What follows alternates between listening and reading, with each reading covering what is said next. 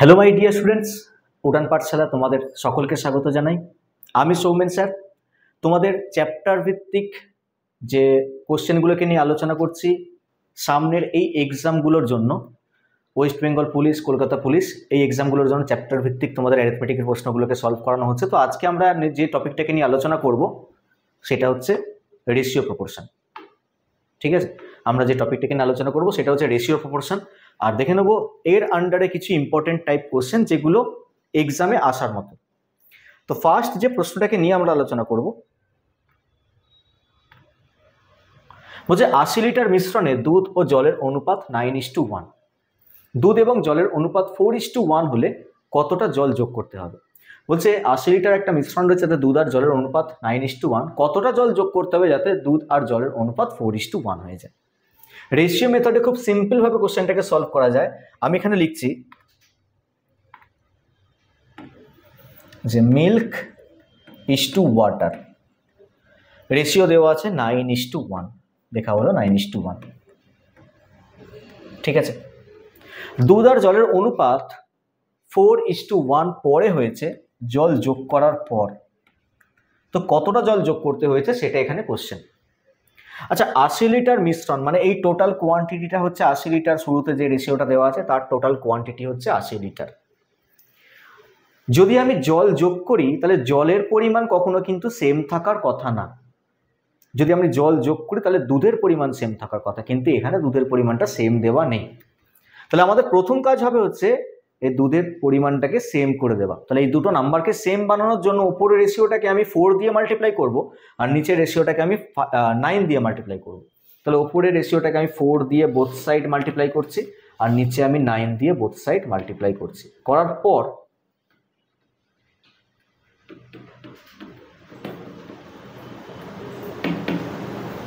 দেখো এই ভ্যালুগুলো আমরা পেলাম। তো এখান থেকে আমরা কি বলতে পারি, 40 ইউনিট মিশ্রণে, এটা 40 ইউনিট মিশ্রণ, 36 ইউনিট মিল্ক আর 4 ইউনিট জল। 36 আর 4 মানে 40 ইউনিট মিশ্রণে তুমি 5 ইউনিট জল ঢেলেছ। 36 প্লাস 4 মানে 40 ইউনিট মিশ্রণে তুমি কি করেছো? 5 ইউনিট, এই যে 4 থেকে 9 হয়ে গেছে কেন, 5 ইউনিট জল ঢেলেছো। তাহলে এখান থেকে বলা যেতে পারে যেটাই 40 সেটাই হচ্ছে 80 লিটার টোটাল কোয়ান্টিটি। তাহলে 40 ইউনিট মানেই 80 লিটার। বার করতে বলা হয়েছে কতটা জল যোগ করা হয়েছে। আমি দেখতে পাচ্ছি এখানে 5 ইউনিট জল যোগ করা হয়েছে, তাহলে সেই 5 ইউনিটের মান কত? 5 ইউনিটের মান হয়ে যাবে হচ্ছে 10 লিটার। তাহলে ফাইনালি আমরা এই কোশ্চেনের আনসার পেলাম হচ্ছে 10 লিটার। ঠিক আছে, ইম্পর্টেন্ট একটা টাইপ। নেক্সট কোশ্চেনে আসলাম, বলছে দুটো সমান মাপের গ্লাস যথাক্রমে 1/3 এবং 1/4 ভাগ দুধে পূর্ণ। এরপর সেগুলোকে জল দিয়ে পূর্ণ করা হয় এবং একটি গ্লাসে ঢালা হয়। সেই গ্লাসে দুধের মানে দুধের উপাদানটা মেশানো হয়, মানে ঢালা হয়। গ্লাসে দুধ আর জলের অনুপাতটা নির্ণয় করো। তো বলছে দুটো সমান মাপের গ্লাস রয়েছে, এটা একটা গ্লাস, এটা একটা গ্লাস, সমান মাপের গ্লাস, ধারণ ক্ষমতা একই। তো ধরে নেওয়া হোক, দেখো 1/3 আর 1/4 দেখে এই গ্লাসগুলোর আয়তনকে আমি ধরে নিচ্ছি 12 লিটার করেছিল। 3 আর 4 লসাগু 12 লিটার করেছিল ধরে নিল। তো সেই 12 লিটারের 1/3 অংশ দুধ রয়েছে। 12 লিটারের 1/3 অংশ কত? 4 লিটার। তাহলে 12 লিটারের 1/3 অংশ হচ্ছে 4 লিটার। তাহলে 4 লিটার কি রয়েছে? দুধ রয়েছে, মিল্ক রয়েছে। ঠিক আছে, আর 12 লিটারের 1/4 ভাগ দুধ রয়েছে হচ্ছে সেকেন্ড কন্টেনারটা। তাহলে 12 লিটারের 1/4 ভাগ মানে হচ্ছে 3 লিটার দুধ রয়েছে, আর বাকি পোর্শন জল রয়েছে। এখানে বাকি পোর্শন মানে 8 লিটার, তাহলে 8 লিটার ওয়াটার। আর এখানে ওয়াটার কত? 9 লিটার। ঠিক আছে, 12 থেকে 3 মাইনাস করলে কত আসে? 9। 9 হচ্ছে ওয়াটার। এখন তুমি যদি এই দুটো পাত্রের মিশ্রণকে নতুন একটা পাত্রে ঢালার পর নতুন পাত্রে দুধ আর জলের অনুপাত কত হবে? মিল্ক হয়ে যাবে হচ্ছে 4 আর 3 মিলিয়ে, তাহলে এখানে লিখছি milk is to water. Milk হয়ে যাবে 4 আর 3 মিলিয়ে 7, আর ওয়াটার হয়ে যাবে 8 আর 9 অ্যাড করে 17। তাহলে আনসার হয়ে যাবে 7:17। কারেক্ট আনসার কি হবে? 7:17। ঠিক আছে, আচ্ছা পরের কোশ্চেনে যাই। নেক্সট কোশ্চেন নাম্বার 3 কি বলা হচ্ছে? বলছে একটি ব্যাগে কিছু 1 টাকা, কিছু 50 পয়সা এবং কিছু 10 পয়সার মুদ্রা আছে। তাদের মোট মূল্য 60 টাকা, মানে সমস্ত কয়েনগুলোকে অ্যাড করে আসবে কত, 60 টাকা। যদি তাদের সংখ্যা 3:4:10 অনুপাতে হয় তাহলে সংখ্যাগুলো নির্ণয় করো। সংখ্যাগুলো মানে 1 টাকার কয়েন কতগুলো ছিল, 50 পয়সার কয়েন কতগুলো ছিল, 10 পয়সার কয়েন কতগুলো ছিল, এগুলো বের করতে বলা হয়েছে। তাহলে কয়েন রয়েছে 1 টাকার কয়েন, 50 পয়সার কয়েন রয়েছে, 50 পয়সার কয়েন রয়েছে, আর 10 পয়সার কয়েন রয়েছে। কয়েনগুলো কোন অনুপাতে আছে সেটাও বলে দিয়েছে, 3:4:10। তাহলে সংখ্যা বা কয়েন রেশিও দিয়ে দিয়েছে 3:4:10। তাহলে এখান থেকে আমাকে ভ্যালু রেশিওতে কনভার্ট করতে হবে। এই টাইপের কোশ্চেনে কি করতে হয়, ভ্যালু রেশিওতে কনভার্ট করতে হয়। কেন, কারণ ব্যাগের মধ্যে 60 টাকা দেওয়া আছে, 60 কি দেওয়া আছে, টাকা দেওয়া আছে। 60 টাকাটা কি, ভ্যালু। তাই আমাদের এই রেশিওটাকে করতে হবে ভ্যালু রেশিওতে কনভার্ট। তাহলে ভ্যালু রেশিওতে কনভার্ট করতে আমরা এটা এইভাবে বলবো যে 3টে 1 টাকা ছিল, 3টে 1 টাকা যদি হয় তাহলে তার ভ্যালু হবে হচ্ছে 3 টাকা। 3টে 1 টাকা যদি থাকে তাহলে তার ভ্যালু হবে হচ্ছে 3 টাকা। এখানে কি বলবো, 4টে 50 পয়সা ছিল, 4টে 50 পয়সার ভ্যালু হচ্ছে 2 টাকা। পরেরটা 10টা 10 পয়সা ছিল, 10টা 10 পয়সার ভ্যালু হচ্ছে 100 পয়সা, মানে হচ্ছে 1 টাকা। তাহলে ব্যাগে টোটাল কত টাকা আছে, দেখো ব্যাগে টোটাল দেখো 6 ইউনিট টাকা আছে। 3, 2 আর 1 কত, 6 ইউনিট টাকা আছে। সেই 6 ইউনিটের মানে 60 টাকা। তাহলে 6 মানেই হচ্ছে 60। 6 মানে যদি 60 হয়, জানতে চাইছে যে 1 টাকার কয়েন কতগুলো ছিল, 50 পয়সার কয়েন কতগুলো ছিল, 10 পয়সার কয়েন কতগুলো ছিল। দেখো 1 টাকার কয়েন ছিল 3টে, তাহলে 3-এর মান কত চাই। 50 পয়সার কয়েন ছিল 4টে, তাহলে 4 ইউনিটের মান কত চাই। 10 পয়সার কয়েন ছিল 10টা, তাহলে 10 ইউনিটের মান কত চাই। তাহলে আমার 3 ইউনিটের মান কত হবে, 3 ইউনিটের মান হয়ে যাবে 30, 4 ইউনিটের মান হয়ে যাবে হচ্ছে 40, আর 10 ইউনিটের মান হয়ে যাবে কত, 100। তাহলে আনসার কোনগুলো, এইগুলো হচ্ছে আনসার। ঠিক আছে, 1 টাকার কয়েন 30টা ছিল, 50 পয়সার কয়েন 40টা ছিল, আর 10 পয়সার কয়েন ছিল হচ্ছে 100। তাহলে এইগুলো হচ্ছে আনসার। ক্লিয়ার সবার? তো এরকম টাইপের প্রশ্ন তোমরা কিন্তু দেখতে পাবে, ঠিক আছে, এক্সামে। নেক্সট, দুটো রেলওয়ে স্টেশনের মধ্যে প্রথম ও দ্বিতীয় শ্রেণীর ভাড়ার অনুপাত 4:1 এবং প্রথম ও দ্বিতীয় শ্রেণীতে ভ্রমণকারী যাত্রীর সংখ্যা 1:40। দেখো প্রথম শ্রেণী ফার্স্ট ক্লাস আর সেকেন্ড ক্লাসে ভাড়ার অনুপাত 4:1 দিয়েছে। ফার্স্ট ক্লাসের ভাড়া 4 টাকা, সেকেন্ড ক্লাসের ভাড়া হচ্ছে 1 টাকা। ফার্স্ট ক্লাসে যাত্রী যাচ্ছে 1 জন আর সেকেন্ড ক্লাসে যাত্রী যাচ্ছে 40 জন। তাহলে first class second class, first ক্লাসের ভাড়া হচ্ছে 4 টাকা করে, সেকেন্ড ক্লাসের ভাড়া হচ্ছে 1 টাকা করে। ফার্স্ট ক্লাসে যাচ্ছে 1 জন, সেকেন্ড ক্লাসে যাচ্ছে 40 জন। তাহলে ফার্স্ট ক্লাস থেকে উঠছে 4 টাকা, সেকেন্ড ক্লাস থেকে উঠছে 40 টাকা। তাই টোটাল কত উঠলো, 4 টাকা 40 টাকা, 44 টাকা টোটাল উঠলো। এখান থেকে 4 টাকা উঠেছে, এখান থেকে 40 টাকা উঠেছে, তাহলে টোটাল উঠেছে হচ্ছে 44 টাকা। ঠিক আছে, টোটাল উঠেছে 44 টাকা। সেই 44 মানেই 1100। প্রশ্নটা ভালো করে পড়ো, বলছে একদিনে মোট ভাড়া হিসাবে 1100 টাকা উঠেছে ট্রেনটা থেকে। তাহলে যেটা 44 সেটাই হচ্ছে 1100। জানতে চাইছে তাহলে প্রথম শ্রেণীর যাত্রীদের কাছ থেকে কত টাকা উঠেছিল। প্রথম শ্রেণীর যাত্রীদের কাছ থেকে 4 টাকা উঠেছিল, তাহলে 4-এর মান কত জানতে চাওয়া হয়েছে।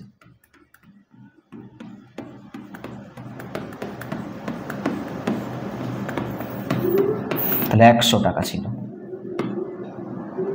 ঠিক আছে, 100 টাকা উঠেছে। ফার্স্ট ক্লাসের যাত্রীদের কাছ থেকে 100 টাকা উঠেছে। নেক্সট কোশ্চেন নাম্বার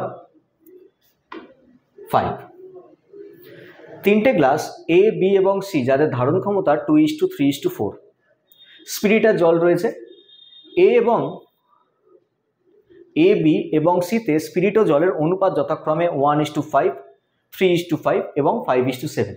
যদি এই গ্লাসগুলোর বিষয়বস্তু মানে গ্লাসগুলোর যে মিশ্রণটা, সেই মিশ্রণটা নতুন আর একটা জায়গায় মিশ্রিত করা হয়, তাহলে সেই মিশ্রণে স্পিরিট আর জলের অনুপাতটা কি হবে। তো বলছে 3টে আলাদা আলাদা ক্যাপাসিটির পাত্র আছে। 3টে আলাদা আলাদা ক্যাপাসিটির কি আছে, পাত্র আছে। এর ক্যাপাসিটি 2 ইউনিট, ওর ক্যাপাসিটি 3 ইউনিট, তার ক্যাপাসিটি হচ্ছে 4 ইউনিট। প্রশ্নের মধ্যে দিয়ে রেখেছে 2:3:4 ধারণ ক্ষমতাগুলো। বলছে এতে স্পিরিট আর জলের অনুপাত দিয়ে দিয়েছে কত, 1:5।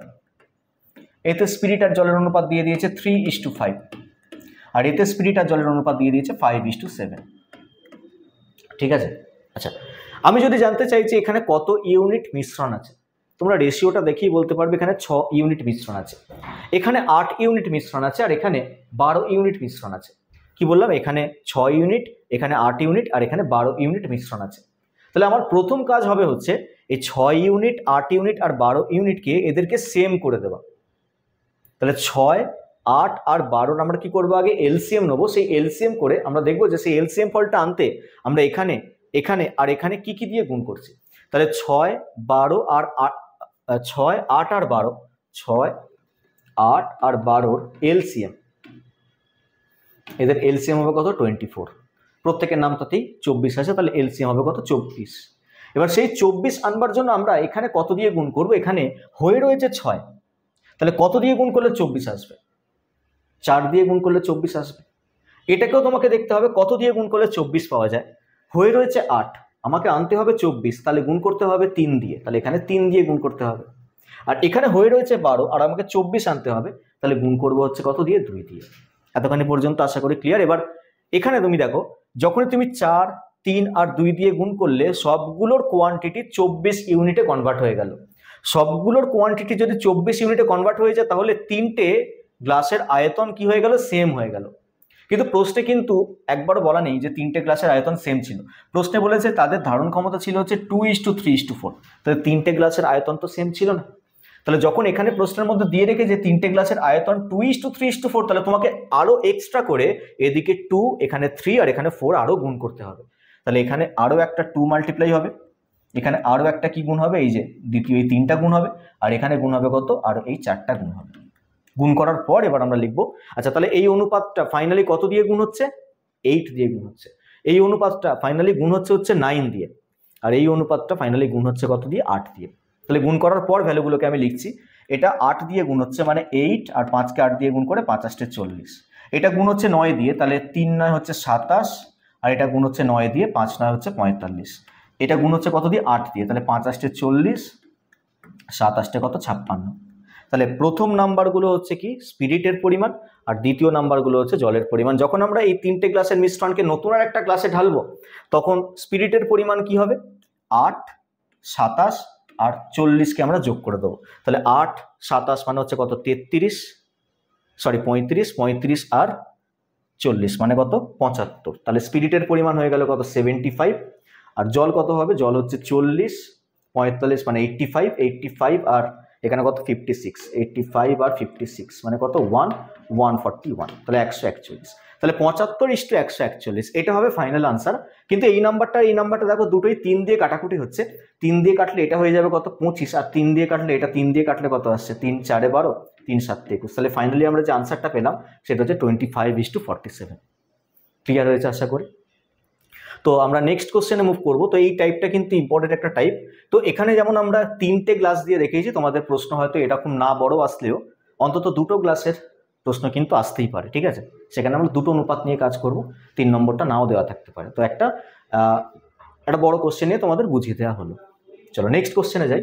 কোশ্চেন নাম্বার 6 বলছে এর আয়ের অনুপাত বি এর সাথে 7:5, মানে এ আর বি এর আয়ের অনুপাতটা হচ্ছে 7:5। এ আর বি এর ব্যয়ের অনুপাত হচ্ছে 3:2। যদি বছরের শেষে প্রত্যেকে 500 টাকা করে সঞ্চয় করে, তাহলে এর আয় নির্ণয় করো। তাহলে এর আয় আর ব্যয়ের, বি এর আয় আর ব্যয়ের অনুপাতটা দিয়ে দিয়েছে। তাহলে এখানে এ আর বি তাদের আয়ের অনুপাত দেওয়া আছে হচ্ছে 7:5, আর ব্যয়ের অনুপাত দেওয়া আছে 3:2। আর আমরা প্রত্যেকেই জানি যে আয় থেকে ব্যয়টাকে বিয়োগ করার পর যেটা পাওয়া যায় সেটা হচ্ছে সঞ্চয়। তাহলে আয় থেকে ব্যয় বিয়োগ করলে পাওয়া যাবে হচ্ছে সঞ্চয়। আর এখানে বলেছে যদি বছরে তারা প্রত্যেকে 500 টাকা করে সঞ্চয় করে, মানে এও 500 টাকা সঞ্চয় করছে, বিও 500 টাকা সঞ্চয় করছে। দেখো আয় থেকে যদি আমি ব্যয়কে বিয়োগ করি, তাহলে এখানে এর সঞ্চয় দেখাচ্ছে 4 ইউনিট, আর এখানে বি এর সঞ্চয় দেখাচ্ছে 3 ইউনিট। তাহলে এবার আমাকে বলো যে আমি 4 ইউনিট মানে 500 বলবো নাকি 3 ইউনিট মানে 500 বলবো। এখানে তো আমার এমন একটা নাম্বার আসার কথা যে এইখানে ডিফারেন্সটা যা আসবে এখানে ডিফারেন্সটা তাই আসবে। কেন? কারণ দেখো দুজনে ইকুয়াল পরিমাণ সঞ্চয় করছে, প্রশ্নের মধ্যে লিখে রেখেছে দুজনেই 500 টাকা করে সঞ্চয়। তার মানে কি এদিকে যা সঞ্চয় আসবে এদিকে সঞ্চয়টাও তাই আসবে, মানে এদিকে 4 এখানে যেমন 3 আলাদা আলাদা নাম্বার এসছে এমন যেন না আসে। তো তার জন্য কি করতে হবে, এই ডিফারেন্সটাকে তোমাকে সেম বানাতে হবে। তাহলে তার পদ্ধতিটা কি, এই ডিফারেন্সটাকে সেম বানানোর পদ্ধতিতে তোমাকে ওপরের রেশিওটাকে কিছু দিয়ে গুণ করতে হবে আর নিচের রেশিওটাকে কিছু দিয়ে গুণ করতে হবে। এবার বুঝবো কি করে যে ওপরের রেশিওটাকে কি দিয়ে গুণ করবো আর নিচের রেশিওটাকে কি দিয়ে গুণ করবো? ডিফারেন্সগুলোকে সেম বানাতে হয়। প্রসেসটা হচ্ছে ডিফারেন্সগুলোকে সেম বানানো। এখানে 7 আর 5-এর মধ্যে ডিফারেন্স কত? 2-এর ডিফারেন্স। আর এখানে 2 আর 3-এর মধ্যে ডিফারেন্স কত? 1-এর ডিফারেন্স। তো এই ডিফারেন্সগুলো সেম না হওয়ার জন্য কিন্তু এই ডিফারেন্সগুলো সেম আসেনি। তাহলে এই ডিফারেন্স দুটোকে সেম বানিয়ে দাও, তাহলে দেখবে এই ডিফারেন্সগুলো কি হয়ে যাবে? সেম হয়ে যাবে। তো এখানে ডিফারেন্স রয়েছে 2 আর এখানে ডিফারেন্স রয়েছে 1, তাহলে এই ডিফারেন্সটাকেও তুমি 2 বানিয়ে নাও। এই ডিফারেন্সটাকে 2 বানানোর জন্য আমরা নিচের রেশিওটাকে 2 দিয়ে গুণ করব। ডিফারেন্স তো 1 হয়ে রয়েছে, 2 দিয়ে গুণ করলে এই ডিফারেন্সটা তৈরি হবে হচ্ছে 2-এর। তাহলে যেই 2 দিয়ে গুণ করলাম, এই 3টাকে চলো আমি কেটে দিই, 2 দিয়ে গুণ করার পর আসছে কত? 6। আর এই 2টাকে কেটে দিয়ে 2টাকে 2 দিয়ে গুণ করে লিখলাম হচ্ছে 4। দেখো এখানে ডিফারেন্সটা হয়ে গেল কত? 2। আর এখানেও দেখো ডিফারেন্সটা আছে হচ্ছে 2। আমি কি করলাম? সিম্পল এই রেশিওটাকে 2 দিয়ে গুণ করে নিলাম। এবার এ কত সঞ্চয় করছে বা কত ইউনিট সঞ্চয় করছে? দেখো 7 ইউনিট আয়, 6 ইউনিট ব্যয়, তাহলে সঞ্চয় 1 ইউনিট করছে। তার রেসপেক্টে বিও দেখো 1 ইউনিট সঞ্চয় করছে। এবার আমরা বলতে পারবো এই 1 ইউনিট মানে হচ্ছে 500 টাকা। তাহলে 1 ইউনিট মানে 500। তাহলে 1 ইউনিট মানে যদি 500 হয়, জানতে চাওয়া হয়েছে কি? তাহলে এর আয় নির্ণয় করো। এর আয় রেশিওতে দেখো 7 ইউনিট দেখাচ্ছে, তাহলে 7 ইউনিটের মান কত বের করতে দিয়েছে। তাহলে 7 ইউনিট মানে কত? 5 7 35, 3500 টাকা হয়ে যাবে হচ্ছে কারেক্ট আনসার। ঠিক আছে, ক্লিয়ার আশা করি। নেক্সট কোশ্চেন নাম্বার 7-এ যাই। কোশ্চেন নাম্বার 7 কি বলা হচ্ছে? বলছে একটি পরিবারের চাল, মাছ এবং তেলের খরচের অনুপাত 12:17:3।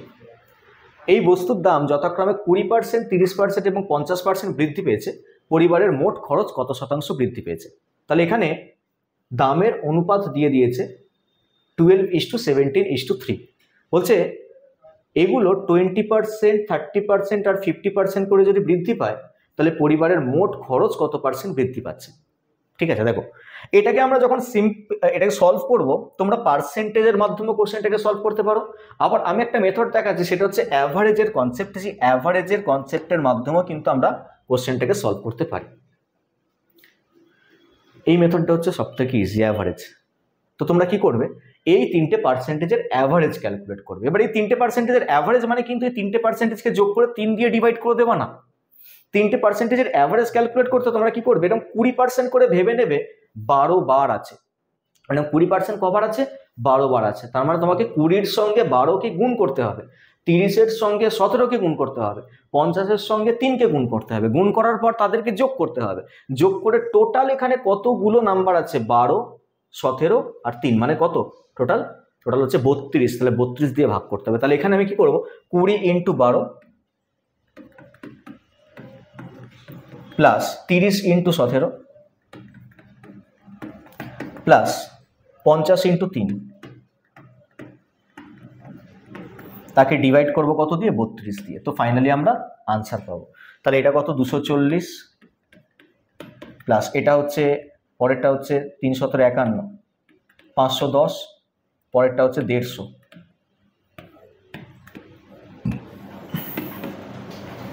যোগ করলে কত পাচ্ছি? 0, 5 আর 1 6, 0, 900। 900/32, 900কে 32 দিয়ে ভাগ, মানে তোমার কাটবে হচ্ছে 4 দিয়ে, 4 দিয়ে 4 8 32, 4 দিয়ে কাটলে এটা কত আসে? 225। 225কে 8 দিয়ে ভাগ, 8 দুগুণে 16, 45, সরি 8 দুগুণে 16, 85, 28 64, 28 পূর্ণ 1/8%। তাহলে ফাইনালি যখন আনসারটা বলবো তখন আমরা আনসারটা বলবো পার্সেন্টেজে 28 পূর্ণ 1/8% তার মোট খরচটা বৃদ্ধি পেয়েছে। ঠিক আছে, খরচ 20%, 30%, 50% বৃদ্ধি তো পেয়েছে ইন্ডিভিজুয়াল খরচগুলো, কিন্তু ওভারঅল খরচটা বৃদ্ধি পেয়েছে হচ্ছে 28% কাছাকাছি। Next question number 8। এটাও খুব পরীক্ষায় আসে এইরকম টাইপটা। বলছে 56 মিটার উঁচু একটা খুঁটিতে আরোহণ করার সময় একটি শামুক প্রথম মিনিটে 9 মিটার উপরে ওঠে এবং তারপর পরপর হবে না, এটা তারপর পরবর্তী মিনিটে 2 মিটার নিচে নেমে যায়। খুঁটির শীর্ষে পৌঁছতে তাকে কতক্ষণ ধরে উঠতে হবে? তাহলে খুঁটিটা বলেছে কত? 56 মিটার।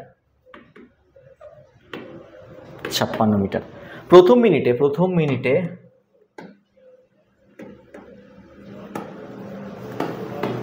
9 মিটার ওপরে ওঠে, দ্বিতীয় মিনিটে 2 মিটার নিচে নামে। তাহলে এখান থেকে বলা যেতে পারে তো যে প্রতি 2 মিনিটে 7 মিটার করে ওপরে ওঠে, প্রতি 2 মিনিটে 7 মিটার করে সে কি করে ওপরে ওঠে। ঠিক আছে, এবার কিন্তু আমরা ডিরেক্ট ঐকিক নিয়ম লাগাবো না যে 7 মিটার ওপরে উঠতে 2 মিনিট লাগে, তাহলে 56 মিটার ওপরে উঠতে ক মিনিট লাগে। ডিরেক্ট ঐকিক নিয়মটা কিন্তু লাগাবো না, এটা নিয়মটা আছে, নিয়মটা দেখো ভালো করে শোনো। প্রথমে কি করতে হয়, ওপর থেকে কিছুটা জায়গা ছেড়ে রাখতে হয়। নিয়মটা ভালো করে শোনো, কি বললাম, ওপর থেকে কিছুটা জায়গা ছেড়ে রাখতে। এবার কিছুটা মানে কতটা, এই যে প্রথম মিনিটে কতটা উঠতে পারে, 9 মিটার ওপরে উঠতে পারে, ম্যাক্স টু ম্যাক্স 9 মিটার সে ওপরে উঠতে পারে, তাহলে ওপর থেকে 9 মিটার ছেড়ে রাখতে হয়। নিয়মটা বলছি 9 মিটার ছেড়ে রাখলে তাহলে বাকি লেন্থটা কত হবে, 47 মিটার। তাহলে বাকি লেন্থটা কি হবে, 47 মিটার। এবার বানরটা কি করবে, এইখান থেকে এতটা যখন উঠবে তখন সে এই সিকোয়েন্স মেনে উঠবে, মানে প্রতি মিনিটে 2 মিটার, প্রতি 2 মিনিটে 7 মিটার করে ওপরে। এরকম আগে বলে যে 7 মিটার ওপরে উঠছে, তারপরে 7-এর পর কি হবে, আরো 7, মানে 14 উঠলো, তারপর আরো 7, 21 উঠলো, এই করতে করতে সে 7-এর মাল্টিপিলে উঠছে, 7, 14, 21, 28, 35, 7-এর মাল্টিপিলে উঠছে। তাহলে 7-এর মাল্টিপিলে তো এই 47 মিটার সে উঠতে পারবে না, কারণ 47 মিটার তো 7-এর মাল্টিপিল না, 47 মিটারটা 7-এর মাল্টিপিল না। তাহলে এই লেন্থটা সে কিন্তু এই সিকোয়েন্স মেনে উঠতে পারবে না। 7 মিটার ওপরে উঠতে 2 মিনিট লাগে, কিন্তু এটা আমার 7-এর মাল্টিপিলই চাই।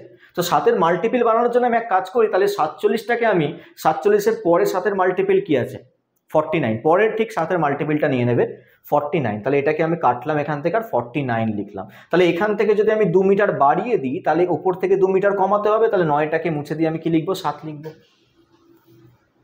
ঠিক আছে, এবার এখান থেকে এতটা উঠতে সে এই সিকোয়েন্স মেনে যদি ওঠে, 7 মিটার ওপরে উঠতে 2 মিনিট লাগে, 7 মিটার ওপরে উঠতে যদি 2 মিনিট লাগে, তাহলে 49 মিটার ওপরে উঠতে তার ক মিনিট লাগবে, 7-এর 7 গুণ আছে, 2-এর 7 গুণ 14 মিনিট লাগবে। তাহলে এখান থেকে এতটা উঠতে তার 14 মিনিট লাগলো, আর এখান থেকে এতটা উঠতে তার ক মিনিট লাগবে। এখান থেকে এতটা উঠতে যে মিনিটটা লাগবে সেটা এই সিকোয়েন্স, প্রথম এই সিকোয়েন্স অনুযায়ী হবে।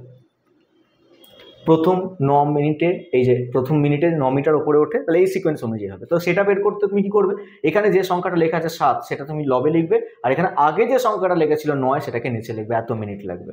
তাহলে ফাইনালি যে আনসার আমরা পেলাম 14 পূর্ণ 7-এর 9 মিনিট।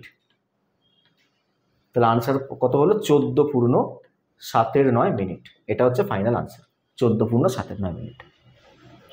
ক্লিয়ার সবার? আচ্ছা, তাহলে প্রফিট লসের আমরা ইম্পর্টেন্ট টাইপ কোশ্চেনগুলোকে সলভ করে নিয়েছি। নেক্সট টপিকের অপেক্ষা থাকো।